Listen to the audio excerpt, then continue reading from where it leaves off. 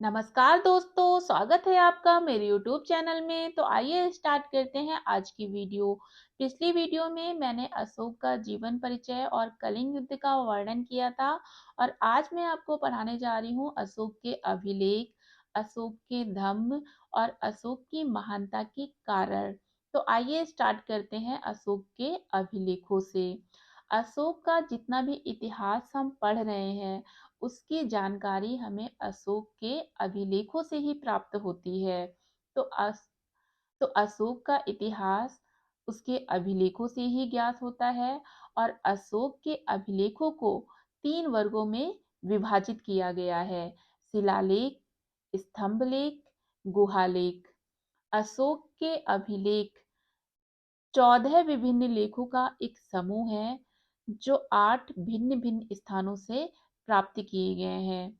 तो अशोक के जो 14 अभिलेख हैं वो 8 अलग अलग स्थानों से प्राप्त हुए हैं। तो वो 8 स्थान कौन कौन से हैं? साहा बाजगढ़ी, मानसेहरा, कालसी, गिरनार, धौली, चौगढ़, एरागुड़ी और सौपारा। अशोक के अधिकांश अभिलेख प्राकृत भाषा और ब्राह्मी लिपि में है। बस कुछ जगह के अभिलेख खरोष्ठी लिपि में हैं, जैसे साहब आजगढ़ी और महानसेरा के जो अभिलेख हैं वो खरोष्ठी लिपि में लिखे गए हैं। अशोक के अभिलेखों की खोज 1740 ईस्वी में टिफेंथलर ने की और सबसे पहले अशोक के अभिलेखों को जेम्स प्रिंसिप ने पढ़ा था 1837 में। तो आइए देख लेते हैं कि अशोक के 14 शिलालेख कौन कौन से हैं और उनमें क्या-क्या विचार लिखे गए हैं। तो अशोक के प्रथम अभिलेख में पशु बलि पर निषेध किया गया है। इसमें लिखा गया है कि कोई भी जीव मारकर बलि ना दी जाए, कोई उत्सव ना किया जाए ताकि जीवों की हत्या ना हो पाए। अशोक राजा की पाठशाला में सैकड़ों जीव मांस के लिए मारे जाते थे, लेकिन अब सिर्फ प्रतिदिन 3 पशु मारे जाएंगे और वो 3 पशु कौन कौन से थे? 2 मोर और 1 मृग। और ये भी कहा गया कि ये तीनों पशु भी भविष्य में नहीं मारे जाएंगे। दूसरे अभिलेख में लिखा गया है मनुष्य एवं पशु दोनों की चिकित्सा व्यवस्था एवं लोक कल्याणकारी कार्यों का उल्लेख किया गया है। तीसरे अभिलेख में राजकीय अधिकारियों को प्रत्येक 5 वर्ष के दौरे पर जाने के निर्देश दिए गए हैं। चौथे अभिलेख में अनैतिकता, हिंसा एवं ब्राह्मणों के प्रति निरादर की प्रवृत्ति को रोकने का उल्लेख और धर्म महामात्रों की नियुक्ति के विषय में जानकारी दी गई है।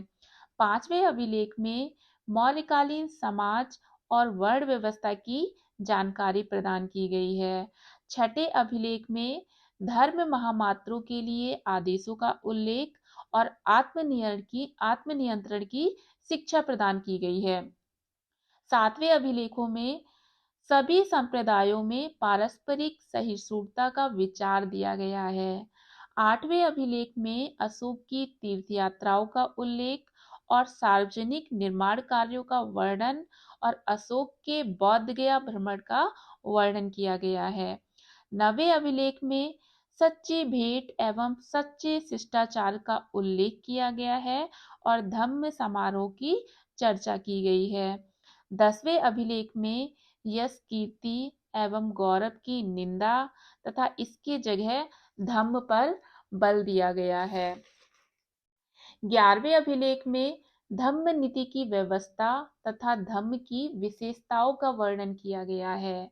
12वें अभिलेख में धार्मिक सहिष्णुता की नीति का उल्लेख एवं धम्म विजय की विशेषताओं का वर्णन एवं स्त्री महामात्र की चर्चा की गई है। 13वें अभिलेख में कलिंग विजय का वर्णन तथा कलिंग विजय के बाद पश्चाताप का वर्णन और पड़ोसी राज्यों का वर्णन किया गया है। 14वें अभिलेख में जनता को धार्मिक जीवन जीने के लिए प्रेरित किया गया है। तो ये थे अशोक के 14 शिलालेख जिसमें अशोक के द्वारा अलग अलग विचार दिए गए हैं ताकि नैतिकता का प्रसार हो सके। इसके बाद हम देख लेते हैं कि अशोक के धम्म क्या थे। तो धम्म शब्द संस्कृत के धर्म शब्द का ही एक रूप है और अशोक ने अपनी प्रजा के नैतिक उत्थान के लिए जिन विचारों को प्रस्तुत किया, उन विचारों को उसके अभिलेखों में धम्म कहा गया। तो अशोक के धम्म के प्रमुख सिद्धांतों को देख लेते हैं। पहला सिद्धांत था, प्रजा द्वारा पालन करने के लिए अशोक ने 10 नियम बताए थे। तो वो 10 नियम कौन कौन से थे? पहला था सत्य, और दूसरा था अहिंसा, तीसरा था माता पिता एवं गुरुजनों के प्रति आदर, और चौथा था पशु वध का त्याग, और पांचवा धार्मिक सहिष्णुता को अपनाना, और छठा थोड़ा व्यय और थोड़ा संग्रह करना, और सातवां अपनी भावनाओं को पवित्र रखने के लिए हमेशा अपने मन को शुद्ध रखना चाहिए। आठवां अपने से छोटे तथा श्रमिकों के प्रति दया का व्यवहार रखना चाहिए। नवा काम क्रोध ईर्ष्या आदि दुर्गुणों से दूर रहना चाहिए। 10वां ब्राह्मणों मित्र भाई बंधुओं सेवक और श्रमिकों के साथ समुचित व्यवहार करना चाहिए। तो पहला सिद्धांत क्या था कि इन 10 नियमों का क्या करना चाहिए? पालन करना चाहिए सभी को। अशोक का दूसरा सिद्धांत है धर्म विजय, और धर्म विजय के लिए अशोक ने कहा है कि अधिक से अधिक भलाई करनी चाहिए। तीसरा सिद्धांत है धर्म दान पर बल। अशोक ने धर्म दान को सभी दानों से श्रेष्ठ माना और आदेश दिया कि विद्वानों और निर्धन व्यक्तियों को हमेशा ही दान देना चाहिए हमें। चौथा सिद्धांत है उनका धर्म सहिष्णुता। अशोक ने कहा है कि मनुष्य को सभी धर्मों का आदर करना चाहिए और दूसरे धर्मों की कभी भी निंदा नहीं करनी चाहिए। अगला सिद्धांत है उनका धर्म का निषेधात्मक रूप। तो अशोक ने दुर्गुणों से बचने का उपदेश दिया और क्रोध चंडता अभिमान निष्ठुरता ईर्ष्या जैसे दुर्गुणों से बचने के लिए कहा।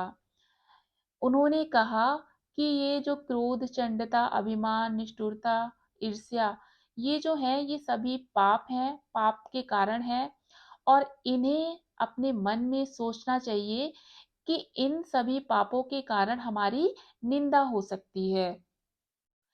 अगला जो सिद्धांत है वो है धर्म मंगल।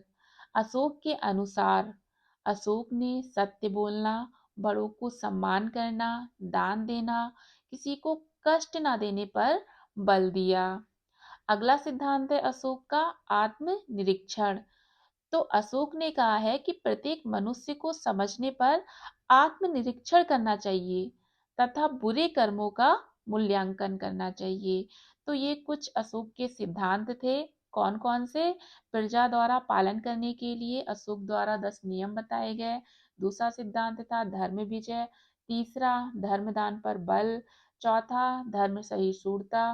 पांचवा धर्म का निषेधात्मक रूप, और छठा धर्म मंगल, और सातवां आत्म निरीक्षण।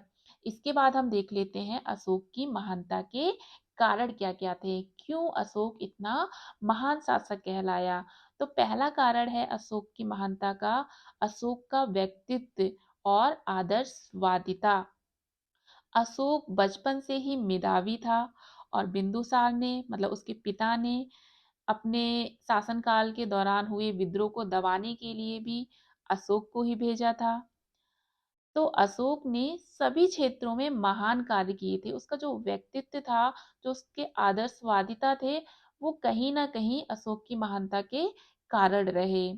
दूसरा जो कारण था वो था महान विजेता। अशोक युद्ध विजेता के रूप में उतना प्रसिद्ध नहीं था जितना कि वो धम्म विजेता के रूप में प्रसिद्ध था।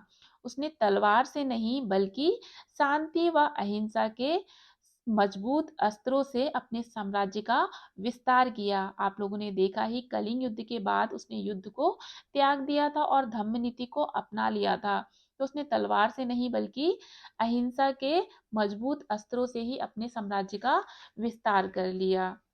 तो दूसरा जो महानता का कारण था वो था महान विजेता।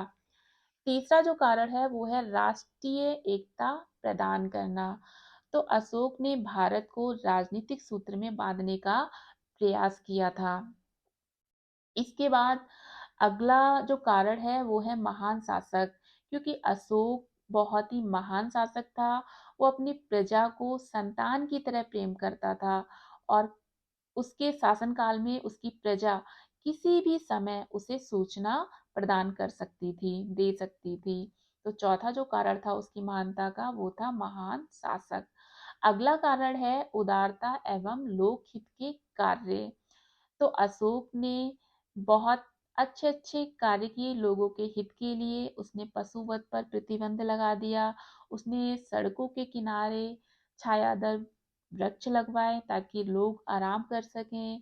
धर्मशालाएं बनवाई, कुएं खुदवाए, औषधालयों का निर्माण करवाया। तो उसने लोगों के हितों के लिए भी बहुत ज्यादा कार्य किए, जो उसकी को महानता का कारण रहा। अगला जो कारण है उसकी महानता का वो है धार्मिक नीति एवं धर्म सहिष्णुता। तो अशोक ने चार आर्य सत्य व कठोर अष्टांगिक मार्गों के स्थान पर बौद्ध धर्म का एक सरल रूप जनता के सामने प्रस्तुत किया। और वो क्या प्रस्तुत किया उसने कि माता पिता, गुरुजनों की सेवा, वृद्धों के प्रति दया और दासों के साथ हमेशा ही अच्छा व्यवहार करना चाहिए, पापों से दूर रहना चाहिए। ठीक है, तो ये थे अशोक की महानता के कारण। अशोक की मृत्यु के बाद अशोक के जो उत्तराधिकारी थे वो अशोक के जैसे योग्य नहीं थे बल्कि अयोग्य थे, जिसके कारण मौर्य वंश का पतन होना शुरू हो गया। तो आइए देख लेते हैं कि अशोक के उत्तराधिकारी कौन कौन से थे। अशोक की मृत्यु के बाद अशोक का पुत्र कुणाल शासक बना, जो 18 वर्षों तक शासन करता है। कुणाल की मृत्यु के बाद दशरथ शासक बना और दशरथ के समय से ही मौर्य साम्राज्य का विभाजन हो गया पूर्वी भाग और पश्चिमी भाग में। पूर्वी भाग दशरथ के अधीन था और पश्चिमी भाग संप्रति के अधीन था। दशरथ की मृत्यु के बाद और संप्रति की मृत्यु के बाद सालिसुख, देववर्मन व शतधनुष ये लगातार शासक बने।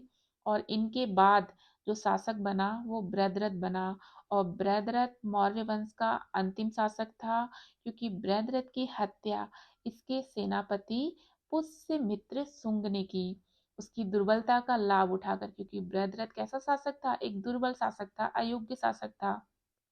तो उसकी अयोग्यता का ही लाभ उठाकर उसके ही सेनापति पुष्यमित्र शुंग ने 184 ईसा पूर्व में बृहद्रथ की हत्या कर दी और एक नए वंश की शुरुआत कर दी, जिसे हम शुंग वंश के नाम से जानते हैं। तो अशोक की मृत्यु के बाद मौर्य वंश का पतन होना शुरू हो गया। तो मौर्यों के पतन के और भी कारण रहे हैं, जैसे कि निर्बल एवं अयोग्य उत्तराधिकारी। जैसा मैंने अभी बताया कि अशोक की मृत्यु के बाद जितने भी उत्तराधिकारी हुए वो सारे के सारे योग्य नहीं थे, अयोग्य थे, निर्बल थे, जिसके कारण मौर्य वंश का पतन हो गया। दूसरा जो कारण है वो है केंद्रीय शासन का दुर्बल होना। जब केंद्रीय शक्ति मजबूत होगी तो प्रांतीय शक्ति अपने आप मजबूत हो जाएगी। तो जब केंद्रीय शक्ति ही दुर्बल हो चुकी थी तो मतलब मौर्यों का पतन होना स्वाभाविक ही था। अगला जो कारण है वो है साम्राज्य का विभाजन। तो आप लोगों ने देखा कि दशरथ के समय मौर्य साम्राज्य का विभाजन हो गया था पूर्वी भाग और पश्चिमी भाग में। और साम्राज्य का जब विभाजन होगा तो क्या होगी, एकता समाप्त होगी, और जहाँ एकता समाप्त होगी वहां पे पतन होना जरूरी है। अगला जो कारण है वो है प्रांतीय गवर्नरों के अत्याचार। तो जो प्रांतीय गवर्नर थे वो क्या कर रहे थे, अपने आप को स्वतंत्र घोषित करते जा रहे थे, जो कहीं ना कहीं मौर्यों के पतन का कारण रहा। अगला कारण है विदेशी आक्रमण। तो अशोक के समय ही कई विदेशी आक्रमण होने लगे थे, लेकिन आप लोग को पता है कि अशोक ने कलिंग युद्ध के बाद कौन सी नीति अपना ली थी, धम्म नीति अपना ली थी, और उसने युद्ध नीति को त्याग दिया था। तो जब ऐसे में विदेशी आक्रमण हुए तो वो युद्ध को उस तरीके से नहीं लड़ पाया, जो कहीं ना कहीं मौर्यों के पतन का कारण रहा था। ठीक है, तो विदेशियों के आक्रमण भी मौर्यों के पतन के कारण रहे। अगला जो कारण है वो है अत्याचारी शासक। तो अशोक की मृत्यु के बाद जो भी शासक बने वो कैसे थे? अत्याचारी थे। और जब शासक अत्याचारी होंगे तो वहां की जनता क्या होगी? उनके खिलाफ होगी, जो मौर्यों का पतन का कारण रही। ठीक है। अगला जो कारण है वो है राष्ट्रीय भावना का अभाव, क्योंकि वहां के जो प्रांतीय शासक थे उनके मन में राष्ट्रीय भावना का अभाव था। जब हमारे मन में अपने देश के प्रति प्रेम ही नहीं होगा तो हम अपने देश के लिए कुछ कर ही नहीं सकते। तो वही कंडीशन वहां पे भी थी। वहां के जो प्रांतीय गवर्नर थे, जो शासक थे, उनके मन में अपने शासन के प्रति राष्ट्रीयता की भावना ही नहीं थी, जिस कारण मौर्यों का पतन हुआ। तो ये कुछ कारण थे मौर्यों के पतन के। तो इसी के साथ मैं अपनी वीडियो समाप्त करती हूँ और मिलते हैं अब नेक्स्ट वीडियो में। Thank you for watching.